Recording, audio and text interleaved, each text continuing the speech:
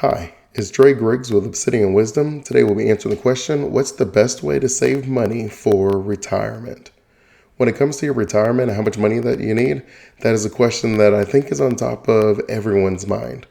We want to make sure that we have enough. We don't want to run out too soon, but we also want to make sure we still enjoy life in the present moment. So it's always that battle between your future self and your present self and determining what's the best way to allocate the money. When it comes to figuring out that balance, that's what we're going to answer today for you.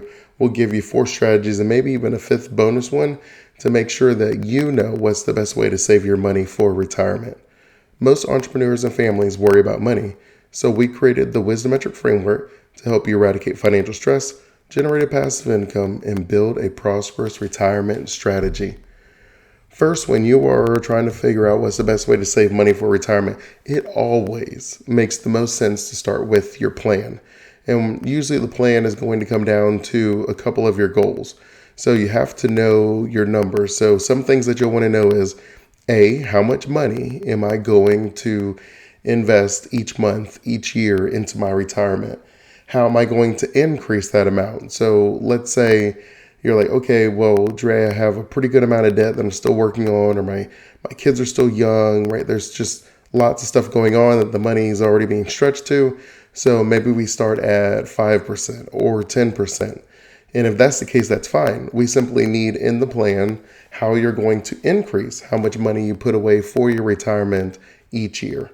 So if you're starting at 5%, maybe we just go at 1% each year until we can get up to 15 or 20% of your income goes towards your retirement. Or if that's not in the cards, we'll say, then it may make more sense for you to say, okay, whatever the percentage increase my salary is, whenever I get that increase, I'm not going to increase my spending habits. I'm going to live off the same amount, and I'm going to put my entire promotion or bonus or whatever that extra money is, I'm going to put that into my retirement account. You may do this with your tax return as well, right? There's lots of money that just kind of trickles in periodically that you can say, okay, I'm not going to spend this on whatever it is I normally spend it on. I'm going to put this money away. So once you have a plan for how much money you need to put away, you can then decide how long you need to retire based on how much money you actually need.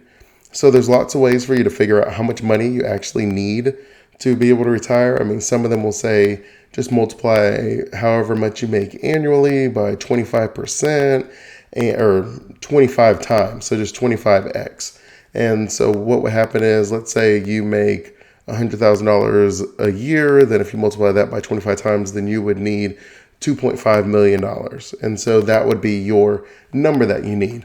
And then you take how much you put into retirement each year, and you take the number that you're trying to get to, and you use what your rate of return is, and then that will tell you how long you have to keep putting this money away.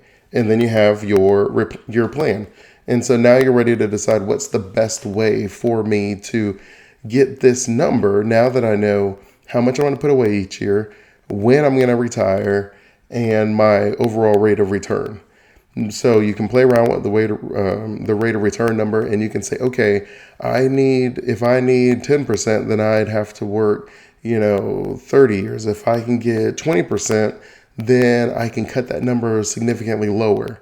And from there, you'll just start researching, how do I get that rate of return?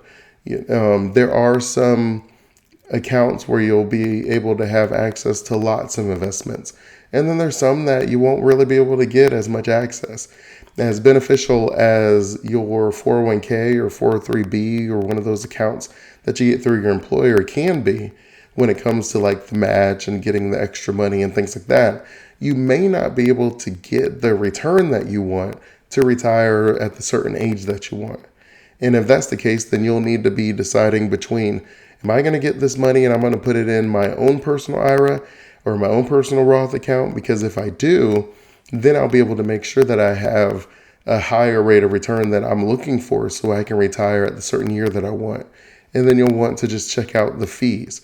Sometimes you'll be able to make enough on your return where if you just limit the amount of fees that you have, If your 401k or 403b is in like a pretty heavily active traded account, or the fees are just pretty high versus if you just chose like an index fund or you chose your own stocks, or however that number works out, well, it ends up saving you a significant amount of money if you're able to keep your fees under control. And so whether you decide to have passively managed assets to where the fees are, usually around like half a percent or lower, or if you decide I'm just going to do this myself and I'm going to start researching some investing strategies, and then I will make sure that I don't move the money around too much, right? As awesome as actively trading is made to seem, it becomes very difficult when you're paying those fees for each trade as they're being done through your broker, and it eats away. And it also, if you take into consideration just the overall taxes, where you're buying and you're selling within that year, so you're paying it as income tax, versus if you had an asset that you held for at least 1 year and a day, and then you'll be able to save some money on the taxes as well. It really just becomes a part of the overall comprehensive strategy. Retirement is not something that we're trying to do in 1 year or 2 years or even 3 years. So more likely than not, you should have a long-term strategy. Whether that strategy is 5 years, 10 years, or 25 years. Maybe you have a 5-year plan and then you take a look at things. You're like, okay, in this first 5-year phase, I'm going to get rid of all the debt that I have because I have been spending my money in a way that has put me in a hole and I need to climb out of the hole.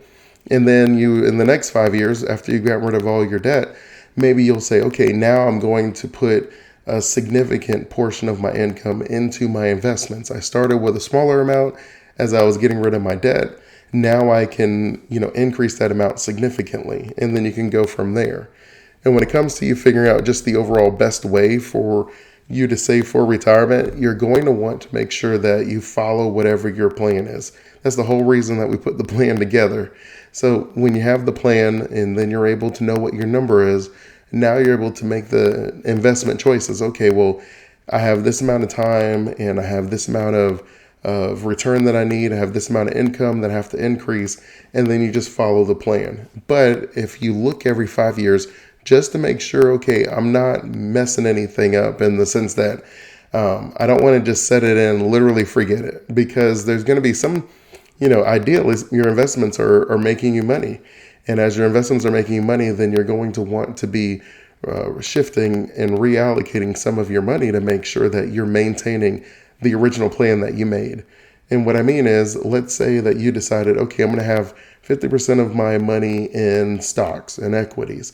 And that's going to be divided between like large caps, which is very stable, successful companies. That's normally your S&P 500. And then I'm going to have a percentage of my assets into small caps, which maybe you're using the Russell 2000. And then you're saying, okay, I want to make sure that, 30% of my money is in the S&P, and I want to make sure 20% of my returns are in the Russell. And then you may have like real estate and other business ventures, other things that you're investing your money in. Well, let's say that the Russell goes amazing, and now it makes up 40% of your portfolio, while the S&P has been doing less than stellar. So now that one only makes up 10% of your investments. Well, that's not the percentage that you had preset in your plan. So then you'll need to sell your Russell shares to get yourself back at that 20% that you originally set for yourself. And then that's going to be encouraging you to sell high. And so you'll be able to lock in a lot of your profits. And then at the same time, you'll be buying the S&P because now you're buying low, because you were trying to be at 30%, but because the stocks weren't performing as amazing, it went down to 10%. Well, now you're going to buy that 20% back to get back to the right asset allocation. And just by following that simple strategy, then you'll be able to make the most out of your retirement plan, because you're not just going to be leaving the money in any particular account where you only sell it once things start going down, because that's the opposite. That's basically you going and selling low and buying high, which isn't going to work for you, right?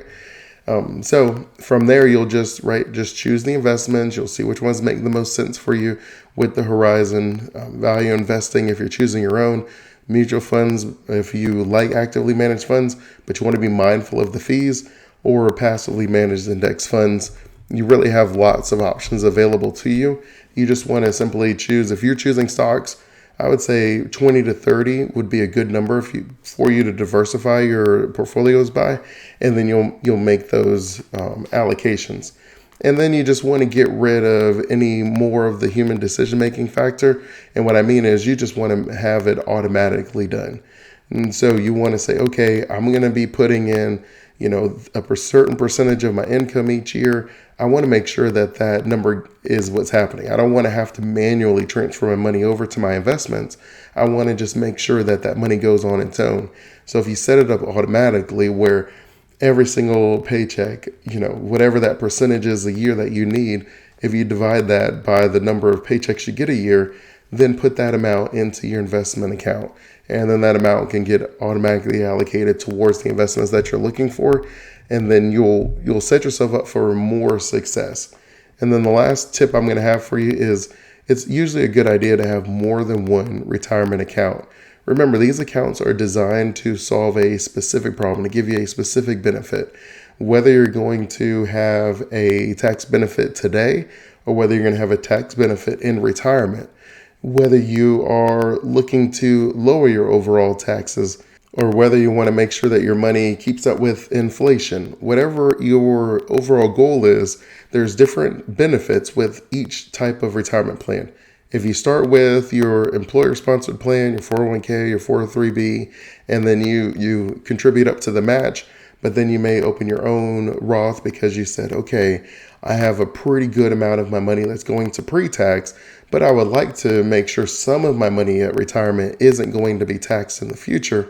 Well, then you're going to want to have an after-tax asset like a Roth, and then from there you'll be able to say, okay, some of my money has been taxed today, and I don't have to ever think about that again. Some of my money hasn't been taxed yet, and I'm going to take advantage of the savings now. And my plan is to lower my overall income so that I'll have a lower tax bracket in the future. Whichever, strategy, you can't do both with one instrument. As a result, it makes sense to have more than one when it comes to your retirement plan. And so if you're like, okay, I really like customization, well, then your own IRA may make sense for you. If you're like, I don't really like investing, it makes me a little nervous, but at least if I had the match, then I could say, okay, well, I'm already making 100% return on my money. So everything from there is just kind of like a little bit of a bonus. Well, then it makes sense for you to use your employer-sponsored plan. You just really want to give yourself the option to take advantage of each of the values and abilities that you can have in the plan. If you have any additional questions about your retirement needs, I invite you to check out my free retirement planning that works video training at obsidianwisdom.com/training. In it, I'll give you the entire Wisdometric framework that I use with my clients to help them eradicate financial debt, generate a passive income, and build a prosperous retirement strategy. Until next time, Wisdomites, remember, wisdom is asking the right questions to allow yourself to get the right answers.